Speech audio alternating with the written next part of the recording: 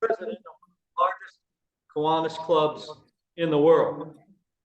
Now, we have a couple cards going around. You know, your job's to sign them and get them back up to the head table. One of them, Mr. Harry Zulaw's wife. You know, she had been recovering from back surgery, doing quite well.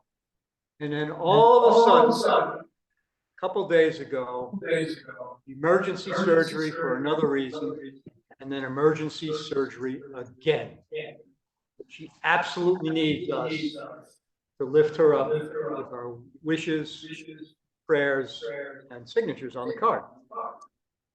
And Reeve Kessler, I saw him come into the room. He's back there. You know, I've mentioned this before. I'm going to mention it again because there's a card coming around, right? Reese's mother passed away recently, and he absolutely needs us to support him during the next couple of weeks. So let's do that as well. Sympathy and support from all of us.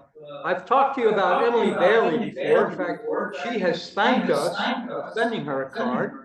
Right, I'm giving you an update now that she supplied. Blah, blah, blah. Oh yeah, you'll recall. She had been suffering from a debilitating case of vertigo. The cause of what's going on is still undiagnosed. And she's been told to expect, quote unquote, a rough road ahead. How many of us want to hear that? All right, so she appreciated that card. She now wants to appreciate some of our prayers. Let's do that for her. Now, speaking of cards, in front of me is a big one. We just got, Don, where are you? Are you up here? Come on over, Don, please. Here's a big one we just got. We don't want anyone else in the photo.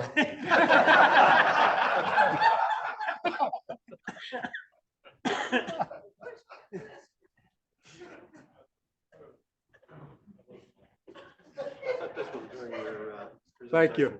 Thank you. I can't believe I get paid to do this. A big one we got from the West End Senate. All right. And a note came with the card. Kiwanis Club of Roanoke. Thank you so much for your generosity this holiday season. We greatly appreciate it. And then a bunch of the kids wrote letters to us. I'll read one of them and then pass them around. Right. At the end, we're all going to give these to Lois because she's the one that made this happen, of course. She says, let's see. It's written in crayon, don't you know? Thank you for the gifts. I really love it because they scribble, scribble, scribble. Love from somebody. That's the way most of them went. So I know they appreciated it. All right, what are we supposed to do now?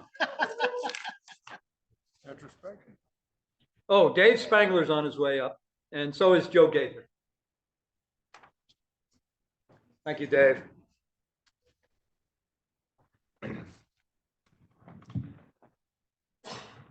We have some crazy things going on in the valley and around the country and wars in other parts of the world, etc. So I wanted to talk about faith today. F-A-I-T-H. And you're going to hear several lines that go F-A-I-T-H. And I don't know what faith means to you, but I know what it means to me. And we can have lots of different faiths. So here's the first one. Forsaking all, I trust Him. Finding assurance in trusting Him. Fact accepted in the heart. Forwarding all issues to heaven. Finding answers in the heart. And then finally, for all, I trust Him.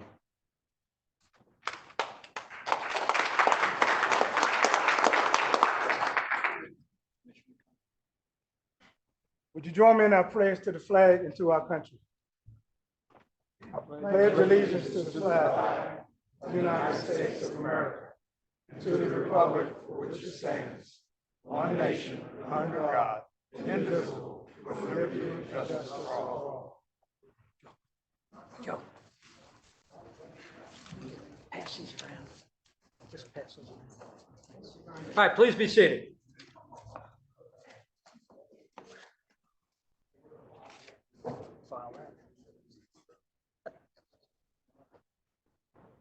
So I just want you to know that the head of the Salvation Army is here yet again. How many weeks in a row? Thank you much for that. Come on up here, Matt. It's a lot of work to earn that badge permanently, trying to knock it out quick. Well, we have three illustrious guests with us today who we would like to welcome. Mr. Ron Boyd from the local Office on Aging has come with Don Wilson. There's Ron, here we go.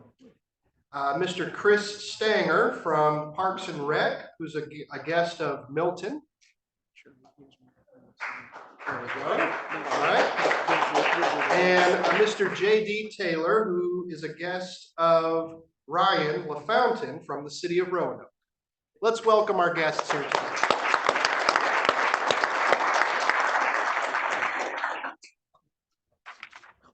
Thank you, guests. We're delighted to have you here. And thank you to the club members who brought them. You're now going to get to benefit from my weekly message, and indeed it's related to guests.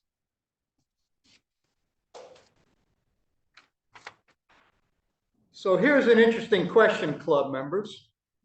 What does it take to be a good Kiwanian? You know, a good Kiwanian in our club. Pay your dues? Yeah, check, I got that one. But what else is essential? Come to meetings? Man, that's not bad. Earn your permanent badge. Now we're getting somewhere. In fact, we're going to give out one of those today in a few minutes. So, well, if you consider the research on the subject of what it takes to be a good Kiwanian, as I've done, or if you just think about it for a few minutes, you ought to arrive at the same conclusion I've arrived at. Good Kiwanians make things happen. We make things happen. We are good Kiwanians when we make things happen to support the future of this club. Sounds kind of obvious, doesn't it? Bear with me. When I came as a guest to my first few meetings, a bunch of you were here. And I wandered around and chatted briefly with many of you, and I asked each of you the same question. Look, I'm a guest, lunch is fine. Do you do anything else besides just show up for lunch? And every person I spoke to had an answer. They did something more than just show up for lunch. They were making things happen. I was hooked, and I've been hooked ever since. Now, it turns out when you keep track of things, which one of our past presidents did, 90% of you are making things happen beyond showing up for lunch. That is an astronomically high number. I can think of no other civic organization that is operating at this level. It's impressive. So, you know, with this heading, all these things head the same direction.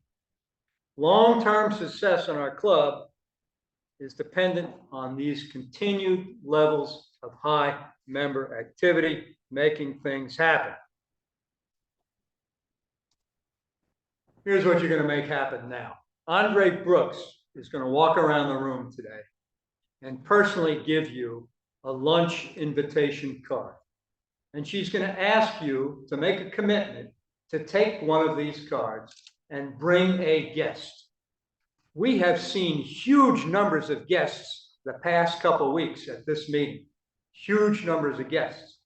You now have a chance to build on that momentum. Are you feeling motivated? Yeah, I am too. I want to see some more guests because, after all, we're all about outreach. Thank you very much.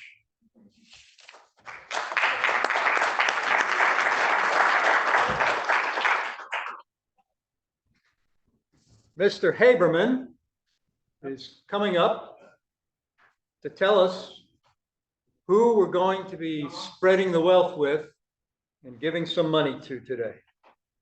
Bob? Okay.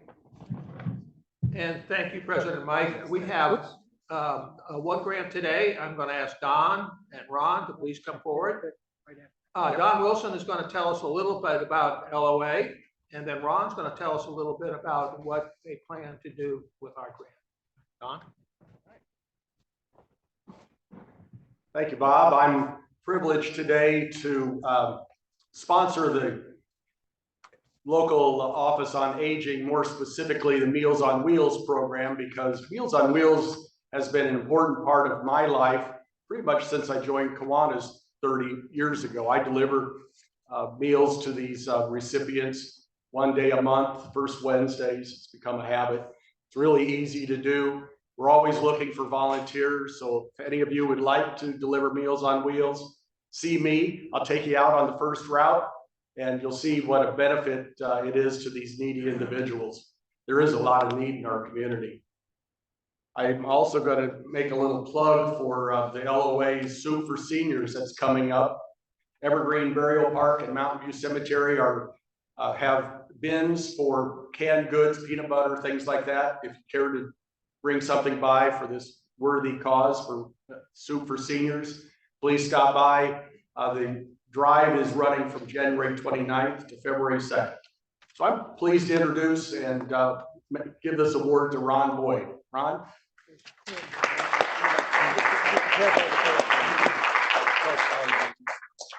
I'm always so impressed when I come to these meetings by everything you do in our valley, but all of you that volunteer for Meals on Wheels. And I always say that our volunteers are the lifeblood. That's why our area, our planning district, you allow LOA to pretty much lead the state, because we are so blessed and fortunate to have so many volunteers. And the more volunteers, the more meals we can serve, which are just shy of 600 right now every weekday, hot delivered meals. So we appreciate that. And of course, we so appreciate your support each year for the grant for Meals on Wheels, because that goes to help us deplete our waiting list, which is, we have been able this year, been very fortunate to keep it small. So thank you for everything you do for your support of Meals on Wheels. All right, great.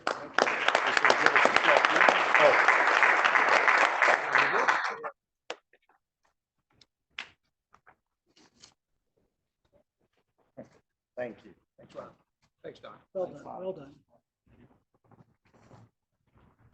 And of course, thanks goes to every member in this club, because we collectively have worked hard all year long to generate the money that we can then turn around and give back to our community. Now, I want to recognize Ray. Ray's going to come up here now. I mean, Ryan. Ryan's going to come up here now. Close enough. So Ryan and I pre-coordinated ahead of time on how this was going to go, and that was not what we agreed to. So Ryan, come on up here, please. Don's going to take your photograph. Bill's going to lean out of the way because, you know, obvious reasons.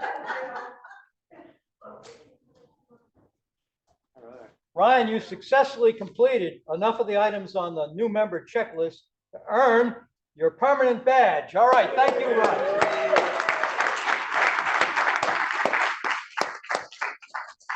Yeah, go back to your seat.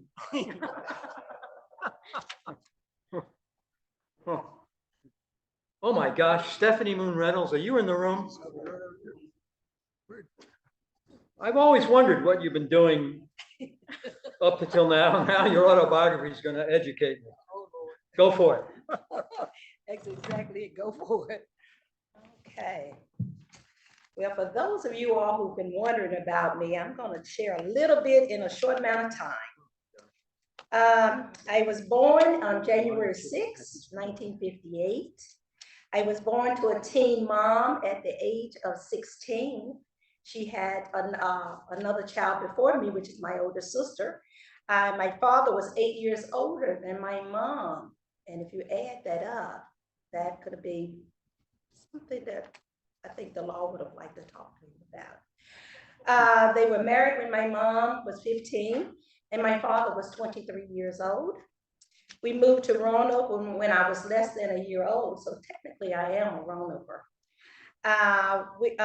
My father worked in the coal fields after coming out from the armed forces. He was in the Korean War. And he and my uncle migrated to either go north or go south. They chose to go south. So my parents moved in with my uncle at the age of almost 22 years old. My mom had 5 children. And by the age of 9, being me, my parents were seeking a divorce because they were too much alike. They wanted a life of their own, and they were not ready to be parents. There was a lot of arguing, a lot of fussing, a lot of cussing, and a lot of fighting. And so at that time, when the divorce came to be, my whole world turned upside down. And I did not know what was going to happen to us.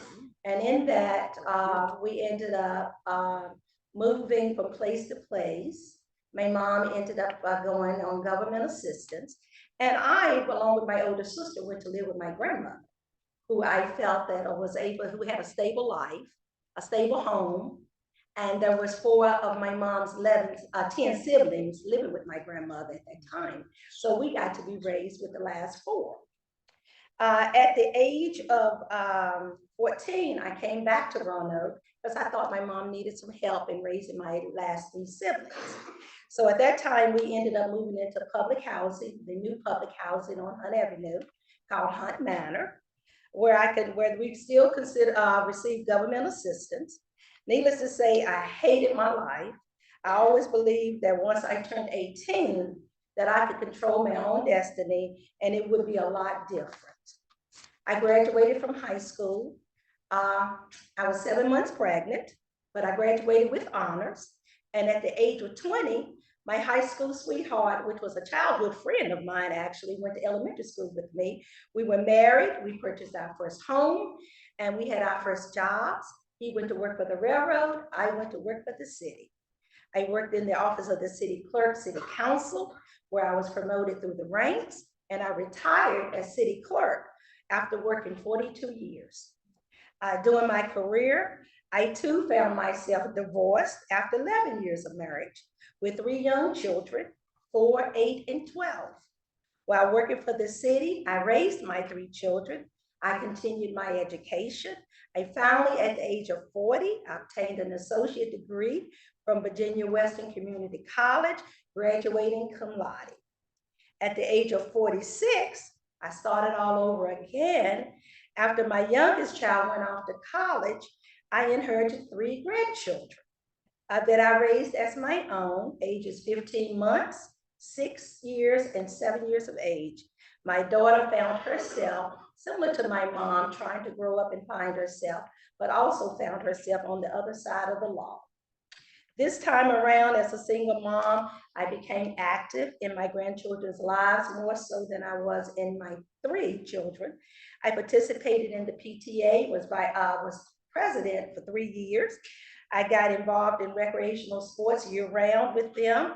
We also got involved in church activities, as well as I purchased another home because the one I had, the 3 thought it was not enough space for them. So I had to buy a bigger house, but I kept the smaller one for my 2 sons. I even had to trade my new car in for a van because they didn't like sitting beside each other. And they were always fussing, don't touch me, get off of me. So I had a van for 15 years, so I became a soccer mom. And over a period of 5 years, it was something about those 5 years or 60 months. The oldest 2 went to live with their mom, but the youngest one stayed with me until she was 19 years of age. If that is something to be said about a child that touches your heart, Lenora touched mine. I experienced so much more with her than with my own children and the other 2 grandchildren, which at the time, I became a recreation basketball coach, and I coached her from 5 to 15 years of age. I thought I was pretty good at that. I also participated in many more activities with her, and we took more vacations than any of the other kids got, along with my youngest son and his family. Just as I was determined, strong-willed, and outspoken, I encouraged my children and grandchildren to be the same. Never settle for anything less than, but always seeking to be better than the day before. And now at the age of 66, yes, I'm retired. I'm living my purpose-driven life. I'm now remarried, been married now for 10 years to a man that compliments me. And as I close throughout this journey, I have learned to lean and depend on God, Being the overachiever that I am, for 4 years, as you know, 4 years ago, I ran for public office and I won my seat on Roanoke City Council.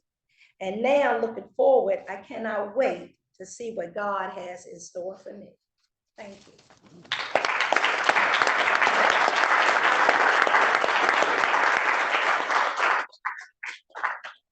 Thank you, Stephanie. Absolutely inspirational. Stephanie's going to have the opportunity to submit that to the newsletter, so the members who aren't here today might be able to benefit from reading about it. And David Points just walked into the room. One of these days, I'm hoping he'll give an autobiography as well. No pressure. So, what am I doing now? Oh, good. Lori is here now. Where are you seated, Lori? Lori, come on up to the microphone, please. I was eager to give this to you a week or two ago, but you weren't here in person, and this has to be done in person. Don Witt's coming up because this is a big deal. So somehow you've completed enough of the items on the new member checklist. Somehow. Who's your sponsor? Oh, Sherry Hartman. We had no choice. She would force you to do that. Here, let's take a picture. Thank you. We are delighted you've achieved this milestone, but you've been doing a lot in our club anyhow. We're delighted. Wow, 2 new member badges. Yep. All right, let's see, announcements.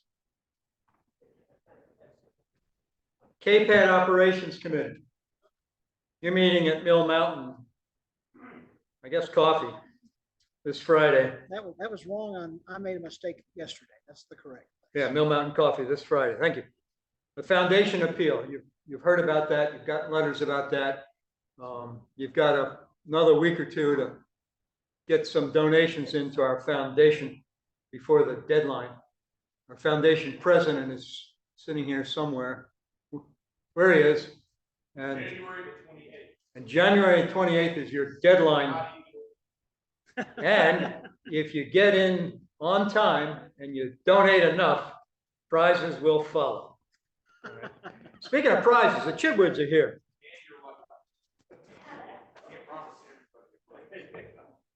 Where are you, Chidwoods? Oh, good.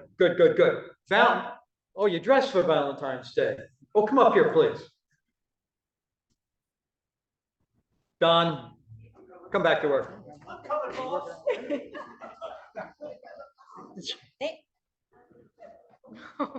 You're the photogenic one, I can tell you. So he's taking your picture. He won't let me get in that picture. All right, you go ahead. All right. So the Chidwoods are here. Each year, in preparation for Valentine's Day, they do something very special for us, which is? So most of you guys know every year Dan paints hand-painted Valentine's Day cards for the Kiwanis as a fundraiser for the club. So we have out there in the lobby some samples that he has done in the past, but if you'd like to be creative and come up with your own for your spouse or family member, please drop us an email, a text, or jot it on a piece of paper that we can take home with us, that Dan can hand paint your special card. Also, we will have, again, I have them on today, the little heart pins for a small donation to the club. They're good for your grandkids, for family, neighbors, shut-ins, elderly, people that you would like just to give a small little heart pin to. Those will also be available in the next couple of weeks as well. Outstanding. Thank you. You got your first customer right there. First customer.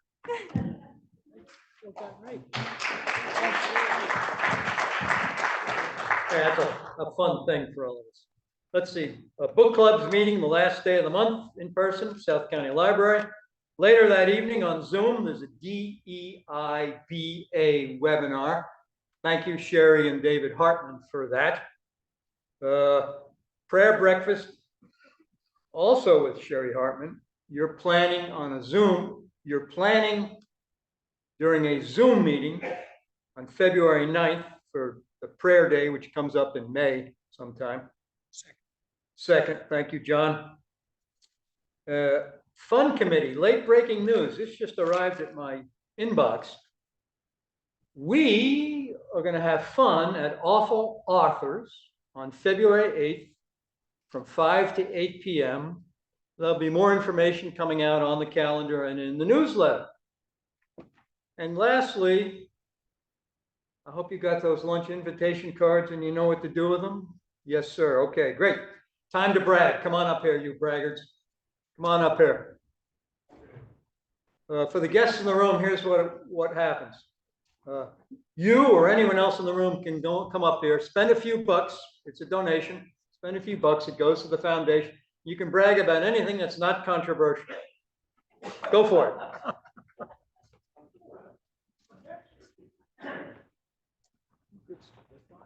I'll get mine out of the way quick. So Mike said one of us would be bragging this Wednesday. The Lions did defeat the Tampa Bay Buccaneers to advance to the NFC Championship, where Milton's team and mine will go head to head, and one of us will be bragging next week.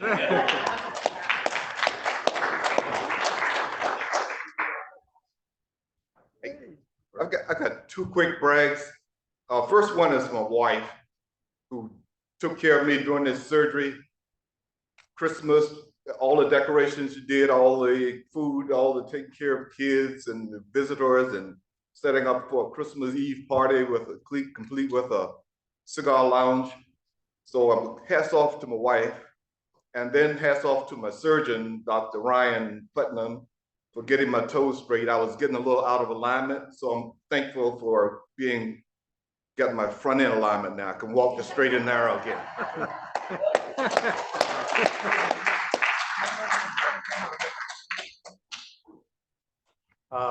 I'm bragging because I have a birthday coming up on Sunday, but so does our club have its 104th birthday on Sunday. So I'm making a donation in the amount of $104 to the foundation.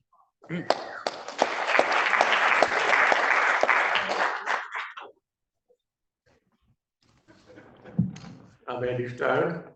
I also have a birthday on Sunday. And I can remember how old I'll be, I'm not sure. But anyway, in the 80s. But wanted to talk about just briefly, my grandfather was the first president of the club in 1920 to 1922. And I was the 97th president. And so I want to make a contribution to the foundation of $100 today. And also I want to pledge $5,000 in a challenge grant. Thank you. Whoa, whoa, whoa.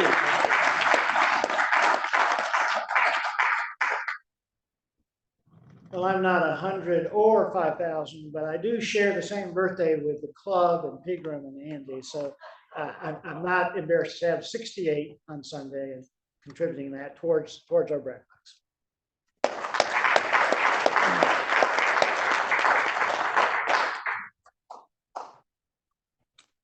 Good afternoon, Kiwanis family. I'd like to take this moment for my brag, but to say selfishly, the president, Michael Brockton, spent a few minutes with me last week or the week before. His creativity for the leadership of this club is just unlimited. I want to thank President Mike Brockton and the Kiwanis family for allowing me to be a member. So there's a lot of great things that come under your leadership and then beyond. Thank you, Kiwanis members. Thank you.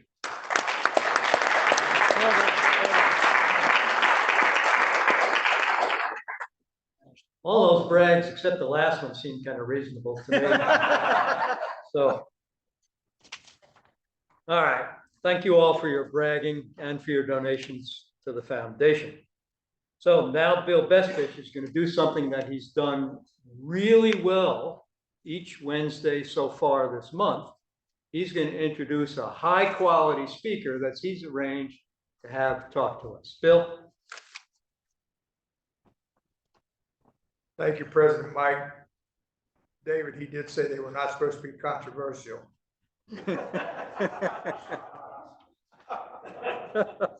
Molly Hunter was born and grew up in Iowa. She got a bachelor's degree in journalism from the University of Iowa. Shortly before she graduated in May, Iowa, okay. Shortly before graduating in May 2020, which is a little later than most of us graduated from college, she landed a job at a newspaper in Columbus, Nebraska, and met her partner, Zach. After living in Nebraska for almost 2 years, she took a job at the Roanoke Times, and she, Zach, and their cat, Buffy, moved to Virginia to be closer to Zach's brother, who lives in Norfolk, and Molly's brother and parents, who relocated to her dad's home state of Maine a few years ago. Upon joining the Roanoke Times, Molly accepted a leadership role with the Times Land News Guild. She remains proud of the work the union has done to preserve local journalism jobs in the Roanoke Valley, but after a year and a half decided it was time for a career change. In August, she applied for and accepted her current position as the City of Roanoke's Neighborhood Services Coordinator. Since starting the new job in September, she's been able to continue the kind of public service work that made her fall in love with journalism, but it has been thrilled to take on a more active role in making connections and building community. Molly?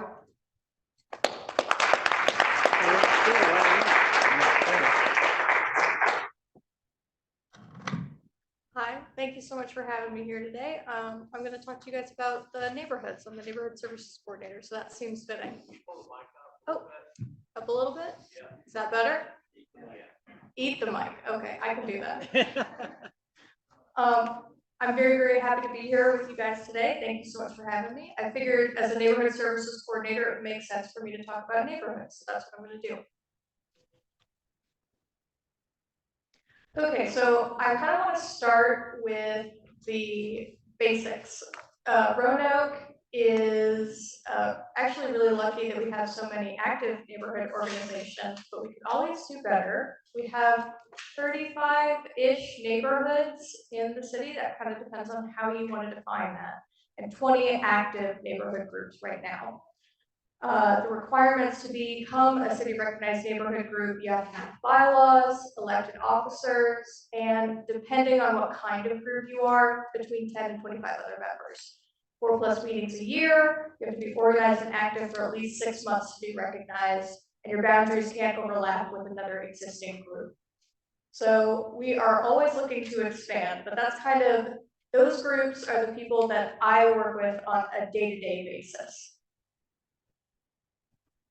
So a lot of my focus, especially right now, is on trying to grow those neighborhood groups. There are areas of our city, which I have listed among the places neighborhood groups are needed, that don't have any kind of neighborhood representation currently. And that can be really important when it comes to development projects that happen in your area. It's really hard for developers to engage the community if the community isn't organized. So that's really important. I am also really working hard to try to engage more of our apartment and rental communities, people who live in public housing and people who are experiencing homelessness, because they are also our neighbors, as well as immigrant and refugee groups. And I'm really, really lucky to have the people that I work with are already pretty plugged into those communities. So very excited about that. So I will say, little plug, if any of you are interested in starting a neighborhood group or know somebody who wants to, please feel free to come up and talk to me afterward. So of the several things that I'm responsible for every year, the biggest one, in my opinion, the most important one, is Leadership College. This is something that I inherited, which I think is absolutely amazing. It's basically a crash course in Roanoke civics. It's 9 weeks, every Thursday for 3 hours, and we are currently accepting applications. So if you have any interest, I wouldn't be surprised if some of the people here have been through Leadership College in the past, but if you haven't, you know, you are more than welcome. We usually have 20 25 spots. So if you have any interest, you get to meet with all of the department leaders in the city. Everybody comes and presents and talks about what they do and how to best and most effectively engage with the city.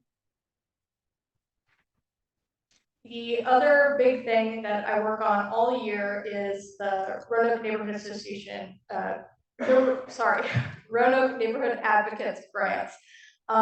These are neighborhood development grants that are funded by city dollars, and the neighborhood improvement projects can take all forms. From Old Southwest recently did a pocket park. If you check out their Facebook page, they have chronicled the process of developing that. It's been absolutely amazing. So there are some really impressive things that can be done with the funding that we provide that otherwise neighborhood associations just don't have the funds to do. Another one is in Wasena, they put up lights. If any of you drive through Wasena over the bridge, you will notice that at night there are these really, really pretty like outdoor lights lining the streets, and that's something that they were able to accomplish with the neighborhood development grants. Our deadline to apply is April 30th. We accept grant applications all year, except in May and June. We don't accept because of the fiscal year. So anybody who wants to apply, again, if you're part of a group working on trying to open up those grants to more community organizations that are locally based, like here in Roanoke. So if any of you are a part of a community organization like that and you need funding, please get in touch with me. I obviously can't make any promises because the RNA ultimately approves all of the grant funding, but I would be more than happy to talk with you guys. Even if we can't give you funding, we can probably connect you with some resources. I already talked about this. Pocket Park, the Wasena Village Lights. Yes, this is the other one. One Valley Community Conversations. I think the next community conversations is tomorrow. I want to say at 6, but I'd have to double check. But they have restarted those community conversations. Those are really, really engaging. I'm very, very excited to go. This will be my first one to attend in person, but I've heard a lot about it. If any of you know Amazetta Anderson, she's been very, very involved in those. So that's absolutely amazing. Just trying to get community members together to talk about the things that affect all of us. This is the thing that I'm probably most excited about right now, Arts Connect Neighbors. I am riding Doug Jackson's coattails because he already had the ball rolling on this by the time I got here. But this is another big program that we're doing that I am helping out with kind of on the sidelines. Basically anything Doug asked me to do, I just say yes. He's the arts and culture coordinator. This is a catalog of free arts activities for neighborhoods. You can apply. It's a neighborhood organization or a civic group or any gathering of at least 8 families. If you come together and you fill out the application, then the chances are pretty good that you will qualify for a free arts activity. This is stuff from painting to yoga classes. There's a bonsai trimming class. So all kinds of stuff, and it's all absolutely free. So I'm really trying to encourage people to use those. In my mind, this is the way that we start more neighborhood organizations, is giving people the opportunity to organize around the arts. Common neighborhood concerns. Streetlights is a big one. I am just kind of using this as an opportunity to do a PSA. If anybody has a streetlight on their block that is out, go to roanokeva.gov/streetlight for more information on requesting streetlights and getting the streetlights lit if they are out. This is definitely, I want to say, like top 3 things that I hear about in my day-to-day. Code enforcement is obviously another big one. This can go from, trash that isn't being picked up to, houses falling down. Our code enforcement officers are really amazing. They will go above and beyond. I know for a fact that they often come back to places that they have seen throughout the day, and they will fix things on their off hours. So they're really amazing. But if you have any kind of code enforcement issue, this is where I would go. You can also track your code enforcement complaint online at thetrackit.roanokeva.gov/etrackit, which is really amazing. And then trees, tree removal, tree limbs, tree planting. I just recently had somebody call me about a tree fell in their car and they were trying to figure out whether the city could come and take care of that for them. I'm more than happy to connect people who are having those kinds of questions with the resources that they need in the city. That's my job, is to make it a little bit easier for people to like, here's the bureaucracy of the city. So yeah. Food for thought. I want to give you guys as much time as possible to ask questions because that's most of what my job is just answering questions. If you guys have any feedback for me, I'd be really interested to hear how you guys would want to be connected with about just city events. Like for instance, there are going to be some planning, building and development is going to be holding a series of community engagement events at the libraries in February. But you know, they've got it out on Facebook and I'm trying to spread the word of mouth, but how would you guys want to be notified about those things? Like what would be the best way to let you know? The other idea is if you guys have any idea of like possible projects, like grant projects that could be performed in local neighborhoods, if there's a neighborhood, you know, group that's already existing in that area, then I can help them with a grant application. But yeah, I'm always happy to look for projects and help people fill out the grant application form. These are just some of the ideas that different people have come to me, and I've only been here for 4 months. So yeah, like I said, I wanted to leave a lot of time for questions. So that's all I've got.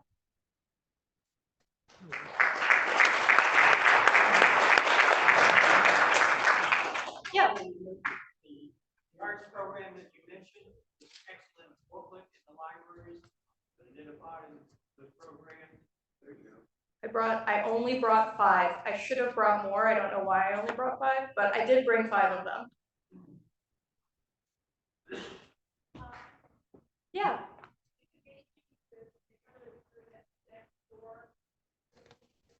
The question was, am I engaging with neighborhoods through Nextdoor? I actually just today finally found the city's social media policy, and I have applied to start a Nextdoor neighborhood account. I literally filled out the form 2 days right before I came here. So the answer is it's a work in progress, but hopefully in a couple weeks, yes. Yeah. I don't know if you're familiar with our Kiwanis Club put in a playground. Yes. At Melrose, and right now we're looking to develop 2.5 acres adjacent to a nature park.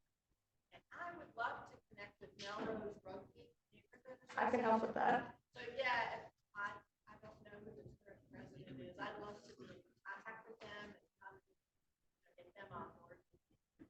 Absolutely, absolutely. Do a little repeat. Yeah, for everybody online. The question was about the expanding the park at Melrose Rugby, the nature park that you guys want to add. I am more than happy to connect you guys with the current president of Melrose Rugby is Stephen Demiche. He's also a member of the Roanoke Neighbor Advocates, so I see him a lot. And I think that they would be, there you go. All right, awesome. Yeah. Does that, but if you want to come up to me afterward, like I'm more than happy to help. Yeah, I can tell you when their meetings are. Yeah. Are the neighborhood groups that are forming, are they required to be incorporated or tax be eligible for the grants? That's a really good question. Are the neighborhood groups, do they have to be incorporated nonprofit status or even just like tax, you know, a tax entity? That's something that I'm working on. This is still in the works, so it is not official yet. But what I would like to do is, yes, open the grant applications up to more organizations. Like iHeart Southeast, for example, is, and every neighborhood group, their structure is a little bit different. They do what works for them, and it can change over time depending on the people that move into the neighborhood. Right now, iHeart Southeast is super, super informal, but that works really, really well for them. You know, they don't have bylaws, they don't have regular meetings. They come together and talk every Tuesday, but that's, you know, kind of their meeting time. So, but I want to still support the activities that they do because they do a lot that's really good for the community. So I'm working on a few different strategies to, yes, open up the grants to more informal, that's what I'm calling them, like informal organizations that aren't, incorporated, that don't have tax exempt status. The other thing that I'm working on is as part of that is trying to find some community groups who do have, the main thing is having a bank account. There are some groups that just don't have a bank account. People come and go, maybe, especially if it's like an apartment community and people are moving in and out. Finding one person to be designated as the account holder for a bank account can be really difficult. So, but you still want to support any projects that community might want to do. So what I am trying to do is get existing local nonprofits on board to act as like fiscal agents for those groups so that they can still apply for grant funds, right? But then you have this established group that does have a bank account that is, accustomed to handling grant funds that kind of act as, the holder of the money for them and spend that money for them. But that way that they would still be eligible for funding. Does that answer your question? Absolutely, but it's a really good question. It's something I'm thinking a lot about. Anything else? Thank you. Thank you very much. You've selected Ursula's Cafe for the speaker honorarium. If Don wants to take your picture, he only wants to take it if I'm in it with you. Wow. Thank you. Thank you. So, by the way, Molly and I chatted before the meeting. We chatted about an effort the membership committee has decided to undertake. And that effort is for our club to periodically throughout the year stop in to visit with a neighborhood association and deliver a short presentation about our club. So Molly and I are going to follow up about who some candidate organizations might be for us to connect with in that way, because after all, we're all about outreach, aren't we? So good for the membership committee for thinking of that. Molly, looking forward to that follow-up. By the way, I want you to know there are 14 people on Zoom today, so let's give them a shout out for being on Zoom.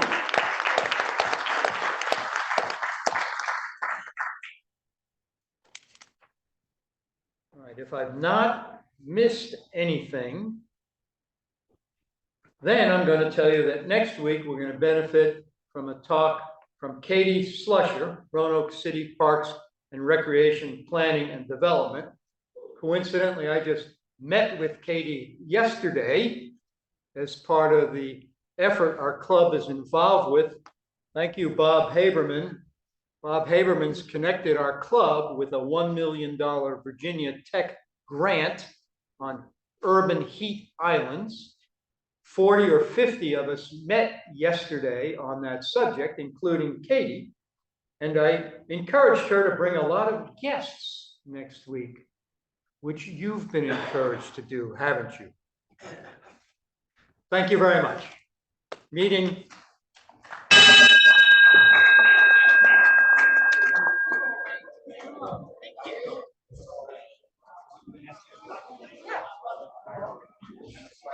Oh, yes, Starley is one of the ones that's inactive right now. She lives in that area.